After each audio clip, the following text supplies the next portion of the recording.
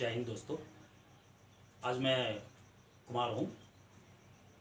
Complete solution YouTube channel है मेरा और मैं चाहूँगा कि आप इसे सब्सक्राइब कर लें ताकि मेरा जितना सारा वीडियो है आप देखेंगे, चाहे आप जिस भी कंपटीशन में हो, चाहे जिसमें जीके महत्वपूर्ण है, सभी के लिए लाभदायक होगा। आज का वीडियो भूगोल विषय से संबंधित है और इसमें मैंने कुछ 10 प्रश्नों को लाया, बहुत ही इम्पोर्टेंट है, उस पर हम लोग आज चर्चा करेंगे। और इसलिए महत्वपूर्ण है कि मैंने जो आगे आने वाले एग्ज़ाम है उसको ध्यान में रखते हुए मैंने इस वीडियो को बना रहा हूँ। ज्योग्राफी से संबंधित है। आगे आने वाले एग्ज़ाम है, आपको बिहार में इंटर लेवल का एग्ज़ाम है, उसके बाद आने वाला दरोगा का एग्ज़ाम है, उसके बाद आने वाला जो है निकट में शिक्षक से टीचर का बीपीएससी निकालने वाली है, उसके लिए महत्वपूर्ण ये वीडियो मेरा साबित हो सकता है। तो चलें हम लोग शुरुआत करते हैं जो प्रथम प्रश्न से। पहला प्रश्न है कि अलमट्टी बांध परियोजना किस नदी पर बना हुआ है? तो अलमट्टी बांध परियोजना कर्नाटक के कृष्णा नदी पर बना हुआ है। अगला जो हमारा प्रश्न है कि ज्वालामुखी विस्फोट में, जो ज्वालामुखी विस्फोट होता है, जो ज़मीन से लावा और मैग्मा निकलता है, तो मतलब ये ऊपर वाले जो सतह है उसको मतलब चीरते हुए आगे बढ़ता है और वो धरातल पर आकर के ऊपर में आकर के वो फैल जाता है। तो जिस मुंह से ऊपर की ओर फैलता है, जो जिस सरफेस का जो है उसके मुंह से जो आगे निकल करके पूरे चारों तरफ जो फैलता है, वो जो मुंह है उसको क्रेटर बोला जाता है। और जो अगला हमारा महत्वपूर्ण प्रश्न है वो है कि वास्को डी गामा 1498 में वो पुर्तगाल के थे और वो दक्षिण अफ्रीका के होते हुए जो केप ऑफ गुड होप है उससे होते हुए कालीकट बंदरगाह, भारत का जो कालीकट बंदरगाह है उस वहाँ आया था। अगला जो प्रश्न है वो है ज्वार भाटा से संबंधित है।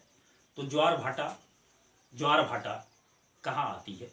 वो ज्वार भाटा समुद्र में आती है और वो कारण उसका ये होता है कि जो चंद्रमा है और सूर्य है उसकी आकर्षण शक्ति से वो ज्वार भाटा की उत्पत्ति होती है। ज्वार होता है जो तरंग होती है, समुद्री तरंग होती है, वो इस आकार का होता है, उसको कहते हैं हम लोग ज्वार। और ऐसे करके नीचे जो आ जाता है, ये जो नीचे शेप बनाता है उसको कहते हैं हम लोग भाटा। तो ऊपर पानी के ऊपर जो आकृति बन जाती है उसको हम लोग ज्वार भाटा कहते हैं, और जब नीचे आती है जो आकृति बनती है उसको हम भाटा कहते हैं। अगला जो हमारा प्रश्न है वो है ठंडे प्रदेशों में जो झील होती है वो ऊपर का जो सरफेस होता है वो जमा हुआ होता है, बर्फ रहता है वहाँ पर, और जब हम वो उससे नीचे चलते हैं, नीचे वाली सतह पर क्या होता है, उसका टेम्परेचर 4 डिग्री सेल्सियस से ऊपर होता है। जब 4 डिग्री सेल्सियस से ऊपर होगा तो स्वाभाविक है कि जितने सारे जीव जंतु हैं उसके लिए वो अनुकूल होगा। अगला जो हमारा प्रश्न है ये कि हमारे जो पड़ोसी देश है, जैसे बांग्लादेश हुआ, नेपाल हुआ, पाकिस्तान हुआ, इन सारे देशों का जो जनसंख्या घनत्व है वो कितना है? तो हम आते हैं बांग्लादेश पर। बांग्लादेश का जो जनसंख्या घनत्व है वो 1045 है, मतलब 1045 है। अगला है कि ये भारत का जो जनसंख्या घनत्व है आपका, तो वो है आपको 382 है। अगला जो है पाकिस्तान का ले लें हम लोग, तो उसका जनसंख्या घनत्व 198 है। और अगला जो हम लोग लेते हैं नेपाल चलते हैं, तो नेपाल का जो जनसंख्या घनत्व है 184 मतलब 184 है। और एक और है कि ये है कि विश्व में सर्वाधिक जनसंख्या घनत्व किसका है। ये प्रश्न है कि विश्व में सर्वाधिक जनसंख्या घनत्व किसका है। तो विश्व में आपको सर्वाधिक जनसंख्या घनत्व मोनाको है, उसका है। उसका जनसंख्या घनत्व अनुमान समझिए 23,660 है। अगला जो हम चलते हैं महत्वपूर्ण प्रश्नों पर, मिट्टी किसको कहा जाता है। तो मिट्टी किसको कहा जाता है कि सरफेस पर जो खनिज, जल, गैस और जो ह्यूमस की मात्रा होती है उसको सम्मिलित रूप से हम ये मिट्टी कहते हैं। और इसकी दूसरी परिभाषा हम ये भी दे सकते हैं कि कार्बनिक जो पृथ्वी के ऊपरी सतह पर जो कार्बनिक और अकार्बनिक कणों का जो मिश्रण होता है वो उसे ही हम मिट्टी कहते हैं। अगला जो प्रश्न है हमारा दामोदर नदी घाटी परियोजना से है। ये दामोदर नदी घाटी की स्थापना 1948 में हुई थी और जैसा कि नाम से ही स्पष्ट है कि ये दामोदर नदी पर ही बना होगा। तो दामोदर नदी को बंगाल का शोक कहा जाता है और इसी नदी पर ये आपका दामोदर नदी घाटी परियोजना है।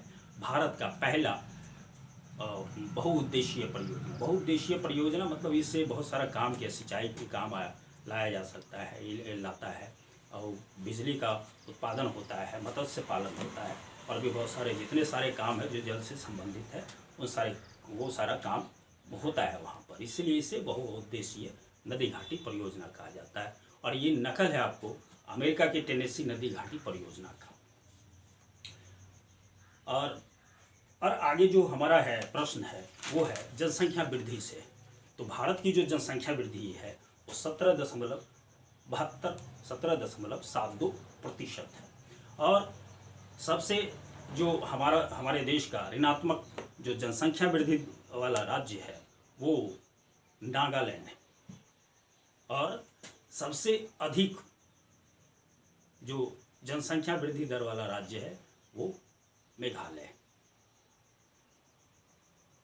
और उससे रिलेटेड एक और महत्वपूर्ण चीज़ है कि आप ऋणात्मक याद रखने के लिए ऋणात्मक वृद्धि दर वाला मतलब ये कि जो पीछे जितना जो परसेंट था वो घट गया, तो उसको हम ऋणात्मक जनसंख्या वृद्धि दर, जैसे मान लिया जाए अभी 10% जनसंख्या वृद्धि दर है तो नेक्स्ट ईयर वो 5% जनसंख्या वृद्धि दर हो जाए, इसी को हम